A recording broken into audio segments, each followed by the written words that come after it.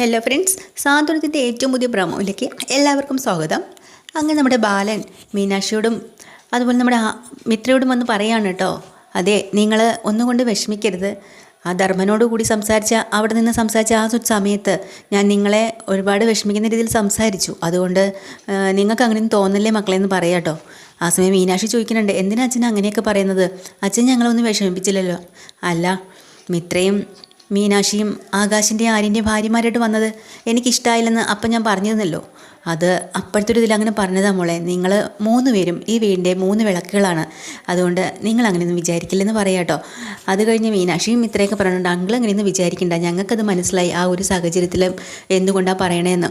എന്നാലും ധർമ്മൻ തിരിച്ചു വരാത്തതിന് വല്ലാത്തൊരു വിഷമം അവർക്കൊക്കെ ഉണ്ടെങ്കിലും നമ്മുടെ ഇന്ദിരാമ്മ ആകെ കലിപ്പിലാട്ടോ.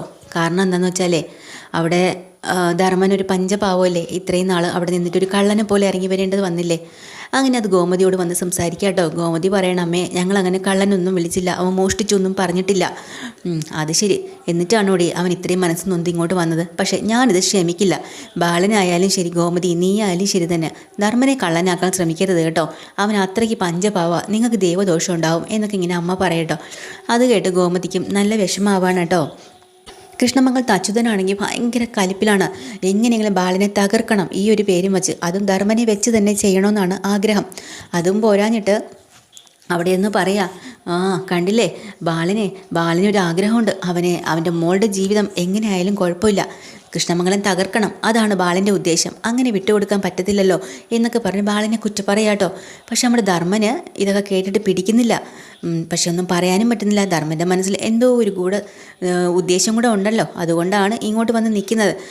ഇവരേതുവരെ പോകുന്നു നോക്കാമല്ലോ എന്നും പറയാണ് ധർമ്മൻ കേട്ടോ. ഇതേ സമയത്ത് എങ്ങനെയെങ്കിലും മാമനെ തിരിച്ചു കൊണ്ടുവരണമെങ്കിൽ യഥാർത്ഥത്തിൽ ആ പൈസ ആരാ എടുത്തത്, യഥാർത്ഥ കള്ളൻ ആരാ, അത് കണ്ടുപിടിക്കണം. അതിനുവേണ്ടി ആര്യനും ആകാശും ആനന്ദും കൂടെ ഒരുമിച്ചങ്ങ് ഇറങ്ങാം കേട്ടോ. നമുക്ക് ഗോമതി സ്റ്റോറി പോവാന്ന്. അങ്ങനെ അവിടെ പോയി മൊത്തത്തിൽ അന്വേഷിക്കുന്നുണ്ട്. അങ്ങനെ ആകാശാണല്ലോ സ്ഥിരമായിട്ട് അവിടെ നിൽക്കുന്നത്. ആകാശ് പറയുന്നുണ്ട്, അതെ ആനന്ദേട്ടാ, ഇവിടെ മിക്കവാറും പുറത്തുനിന്ന് ആരും വരാറില്ല. ഇപ്പം 2-3 ദിവസം ഇടയ്ക്കായിട്ട് ദേവി എടുത്തിട്ട് അച്ഛൻ വരുന്നുണ്ട്, ദേവാനു സാറിൻ്റെ. അതെയോ, അങ്ങനെ എന്തിനും ഇങ്ങോട്ട് വന്നേന്ന് ചോദിക്കാം കേട്ടോ. അറിയില്ല, ചില സമയത്ത് വന്നാലും എന്തെങ്കിലും ഒരു സാധനമൊക്കെ എടുത്ത് കൊടുക്കാറുണ്ട്. ഈ സമയത്ത് വന്നിരുന്നു എന്ന് പറയാട്ടോ. അപ്പോൾ എന്തായാലും പൈസ പോയിൻ്റെ അന്ന് അവിടെ ആകാശം ഉണ്ടായിരുന്നില്ല. അതുകൊണ്ട് അന്ന് ഉദയഭാനു സാറ് വന്നോ എന്നുള്ള കാര്യം ഇവിടെ ആകാശം അറിയില്ല. കൃത്യമായിട്ട് അറിയുന്നത് ധർമ്മനാണല്ലോ. അപ്പോൾ എന്നാലും വരാറുണ്ടല്ലോ എന്ന് അറിഞ്ഞ സ്ഥിതിക്ക് തന്നെ ആനന്ദിന് ദേഷ്യം വരാൻ തൊട്ട് ആനന്ദ് പിന്നെ നമ്മുടെ ശ്രീകലയെ കാണാൻ കേട്ടോ, ദേവിയുടെ അമ്മേനെ അവർ ഒരുങ്ങി ചമ്മഞ്ഞ് എന്തൊക്കെയോ സാധനങ്ങളും വാങ്ങിക്കൊണ്ട് പോണ സമയത്ത് പെട്ടെന്ന് തന്നെ അവരെ പുറകെ ചെന്ന് ആനന്ദ് വിളിക്കുന്നുണ്ട്. ഈ പൈസ മോഷ്ടിച്ചോ ഇല്ലയോ എന്ന് അറിയാൻ വേണ്ടിയിട്ടാണ് കേട്ടോ. അതൊക്കെ കഴിഞ്ഞിട്ട് അതുപോലെ രാമേട്ടൻ കടയിൽ ഭയങ്കര ദേഷ്യത്തിലാട്ടോ ബാലനോട്.